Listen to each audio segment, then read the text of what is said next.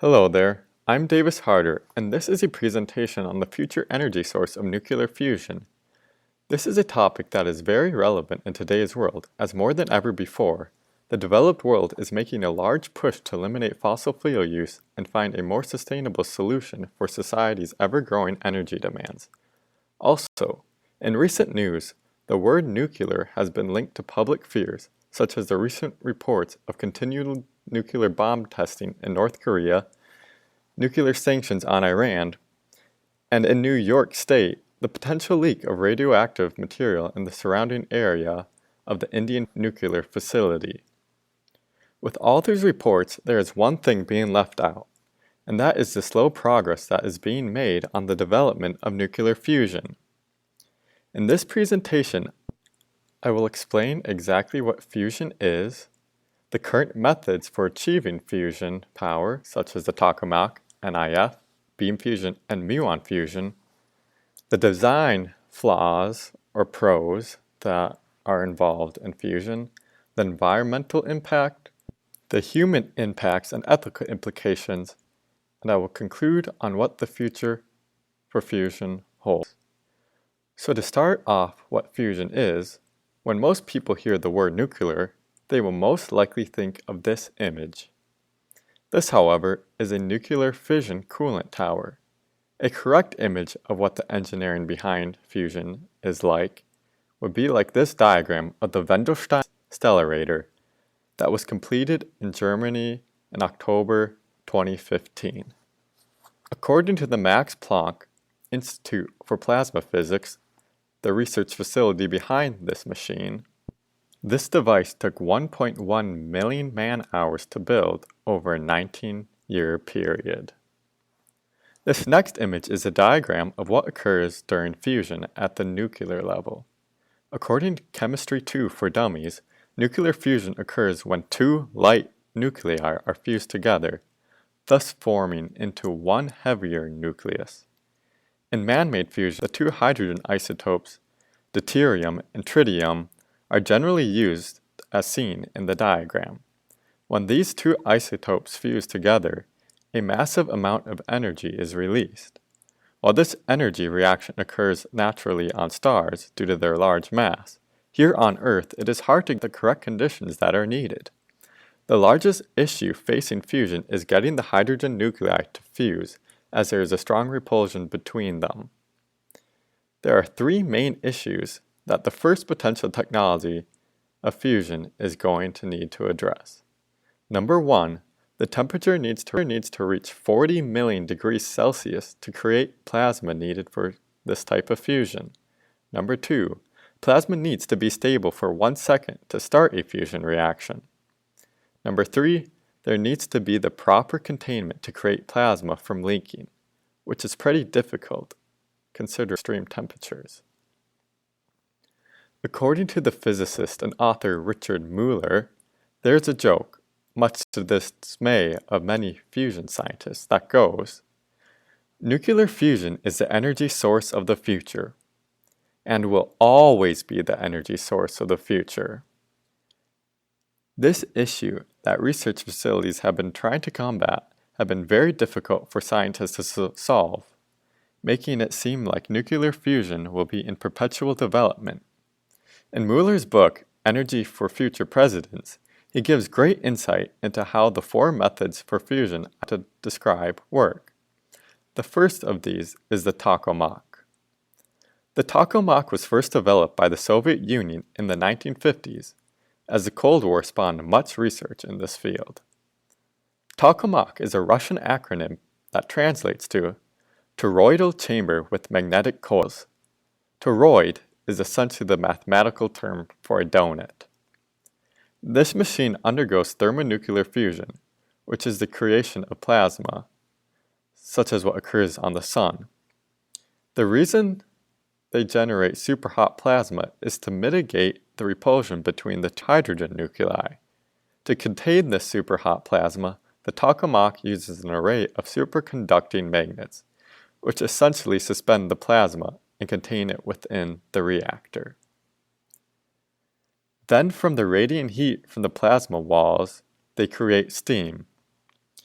steam then spins a turbine, like most modern power generators. The major issue with this process is that it currently uses more energy to start than what the output is. However, once the technology is figured out, it will be able to sustain itself once the reaction starts. The most current tokamak project is currently being built in France. This project is called ITER, International Thermonuclear Experimental Reactor. According to the 2016 Business Insider article by Jessica Orwig, this $14 billion project will hopefully be completed in 2038 and will be able to generate power of 500 megawatts with an input of 50 megawatts. This is a 10-fold increase. Next on our list is the NIF, or National Ignition Facility. Rather than using plasma, this method uses super powerful lasers to focus energy directly to the hydrogen nuclei, producing heat up to 10 million degrees Celsius. While the tokamak would be sustained fusion, NIF essentially is a chain of fusion bomb. This is achieved by containing explosions in a 10-meter thick steel tank. This then creates heat that spins a turbine. Third on our list is beam fusion, which overcomes repulsion by accelerating deuterons in a beam of rapidly moving plasma, essentially blasting it into tritium. While this method is already used in geological surveys for oil companies by shooting the deuterons and using a machine to detect the neurons that scatter back, it has not broken even with the input of energy to the output it's gaining.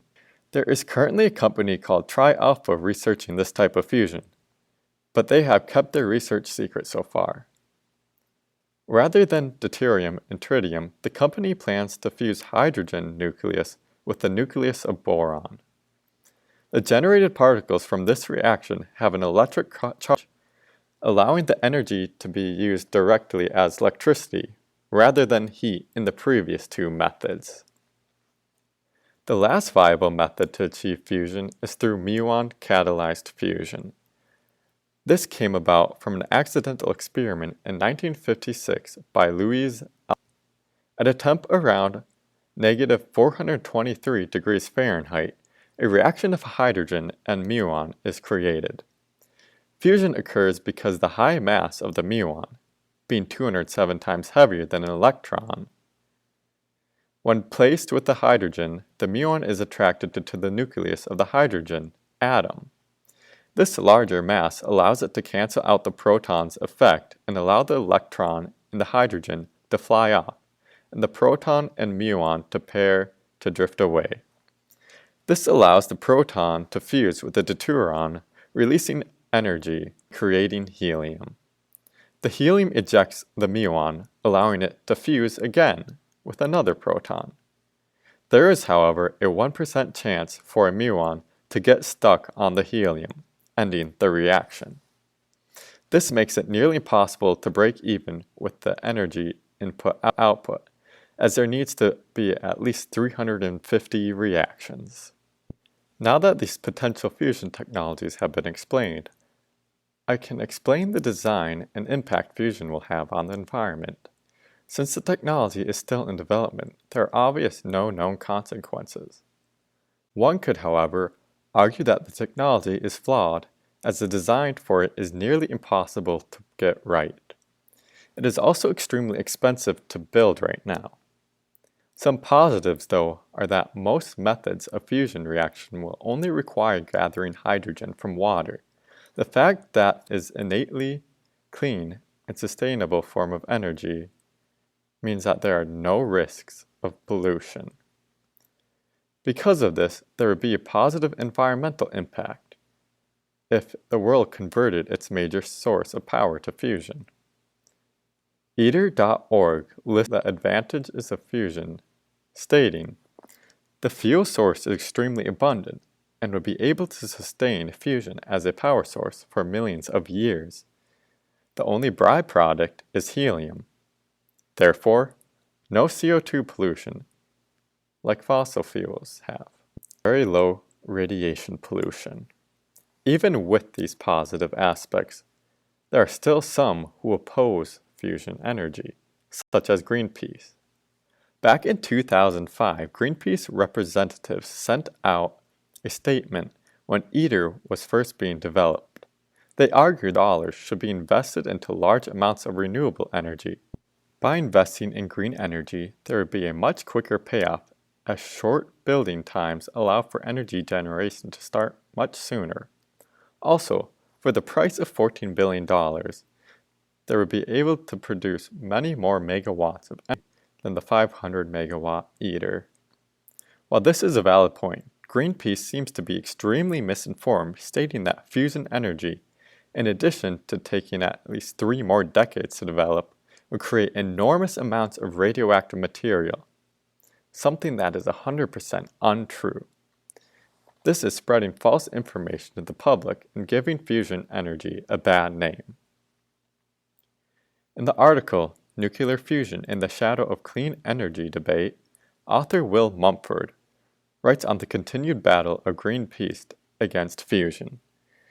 In 2015, Greenpeace's energy campaigner, Sebastian Blavier, spoke out against ITER, stating, "If you look at the costs, it's a massive amount of money that could be invested in renewables that are already ready to take off and be competitive. So it's not a solution to future power, it's only Looking at it from this point, it does raise a valid question of whether or not it pays off to do more research for fusion, or if we're better able to compensate the money for going renewable." Richard Mueller offers some insight on this, stating, "There's a generic energy technologies often suffer. When they are distant and abstract, they often seem very attractive to environmentalists. But when a new technology approaches reality, it is sometimes re-examined and rejected." He goes on to say that Greenpeace recently opposed ITER due to the expense. However, there is more to fusion than just the cost and environmental impact. Nuclear fusion would also change the lives for many humans, as it would provide infinite energy that could be used to bring electricity to poor regions. According to the World Energy Organization's 2000 report, Energy for All, 1.2 billion people, or 17% of the world's population, do not have access to electricity. The majority of these people are living in sub-Saharan Africa and Asia. These people are living in extreme energy poverty, adding on to their already poor quality of life. Having a sustainable energy source for power would allow for lights, refrigeration, and clean cooking areas. In the West, we have a great dependence on electricity, to the point that it has become an innate right. Electricity is something that must be shared with the rest of the world, and clean fusion is a great way to start. In the article, Why Energy Poverty is the Real Energy Crisis, author Kenda Yumkela, a member of the Global Agenda Council on the Future of Electricity, lack of access to modern, reliable, and affordable energy services hinders the aspirations of billions of people and cripples economies. There is certainly an ethical and moral duty to help these people out, and fusion's role in this.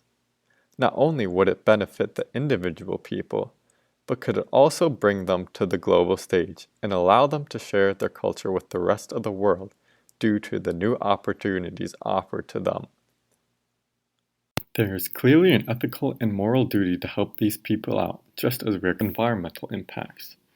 In the broader term of ethics, according to John Parkins and Randolph Halduza DeLay, in the article, Social and Ethical Considerations of Nuclear Power Development, the main thing to be concerned about are if technology has potential for harm, but also that will the resource be distributed fairly?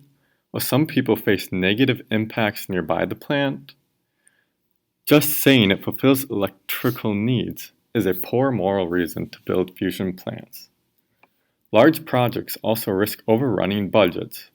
So if these projects proceed, they must be transparent, accept responsibility for failures, and communicate the science and risk well to the civilians. While it is ethical to pursue development of fusion, it may not be the fastest way to achieve these goals, as stated in the arguments of Greenpeace. In an essay by Brandon Keck titled Fusion Energy, a revolutionary fuel source or an ethical dilemma, he states, a technology such as fusion needs to hold paramount the safety, health, and welfare of the public. Any health and environmental concerns are mitigated due to the fact that there are no radioactive concerns, there are no greenhouse gases, and public risk is eliminated as there are no radioactive waste proliferation like with fission. He also quotes the National Society for Professional Engineers Code of Ethics stating, engineers are encouraged to adhere to the principles of sustainable development in order to protect the environment for future generations. And also, engineers shall at all times strive to serve public interest. So it is clear that the engineers themselves must know the reason for why they are building these plants.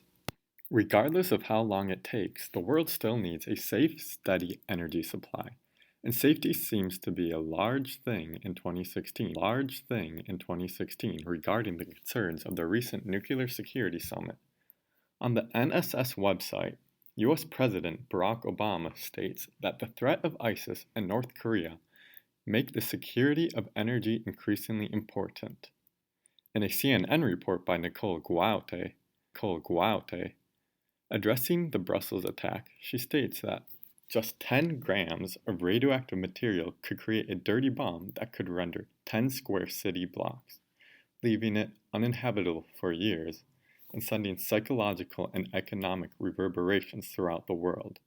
The fact that fusion could potentially replace fission would greatly increase the safety of the world, as it would eliminate the need for refined uranium. This could make nuclear fusion one of the safest and most reliable forms of energy in the future, offering energy security to people all around the world, while maintaining a clean environment. In regards to its future, and compared to other viable energy sources, we still need to address if fusion is a good source. The book, Nuclear Reactors, Nuclear Fusion, and Nuclear Engineering by Ahsan and Olson offers a collection of published research articles. One such article by Elizabeth Ervin, titled A Problematic Course in Nuclear Energy, concludes that due to the many environmental and economic concerns, sustainability has been at the forefront of modern engineering. Since nuclear fusion is sustainable, there needs to be an increase in nuclear education programs. She states that in an 11-year period from 1990 to 2001, there was a decline in nuclear workers from 72,000 to 56,000. Ahsan and Olson also cite Leila El-Bouable, stating, nuclear fusion will play a key role in the 21st century energy production. This is due to the fact that there are hundreds of large international collaborations sharing a wealth of knowledge. Because of this, these new plants will deliver efficient, safe, economical, and maintainable designs. She goes on to say that for this to happen in the United States, fusion must be economically viable. This is in contrast to the European Union or Japan, where the first generation plants must be environmentally advantageous and produce electricity efficiently, even if it is more expensive. However, according to Ward et al., in the economic viability of fusion, fusion could be very competitive compared to the other future energy sources, being cheaper than photovoltaic and similar to wind. It would cost around 8 to 11 cents per kilowatt. In another paper by Shutaro Takada et al., the authors think that there are limitations to fusion plant installations, due to power grids, as it would be difficult to figure out how to match peak demands of energy that vary at times of the day. Also, there are massive stations like this. A disturbance in the plant output could lead to massive blackouts. Philip Kite and Alexander Richardson agree with Takeda et al., stating that the demand of power would be hard to manage as reactions are difficult to start. So one cannot just start or stop the machine. The chart shows how it compares to other viable future sources of wind and solar. Fusion is clearly the most efficient in energy production. However, wind and solar have advantages on smaller scale and would not be as susceptible to power line loss. So looking at these facts, fusion will be extremely competitive as long as the power grid is gradually upgraded to accommodate it. I want to end this presentation with a few questions proposed by the Physics and Ethics Project from Bristol University. They offer some great points to ponder that can't really be answered as we don't know the full impact that fusion will have on the world. So, given the urgency to find a non-polluting energy source to avoid climate change, do you think that it is a good idea to spend such a large amount of money on a technology that is great in theory but is still unproven? Would the research costs be better spent on other renewable energy sources? I hope you have been well informed and have learned some new facts about fusion and its potential impact on the environment and society. Thanks for listening.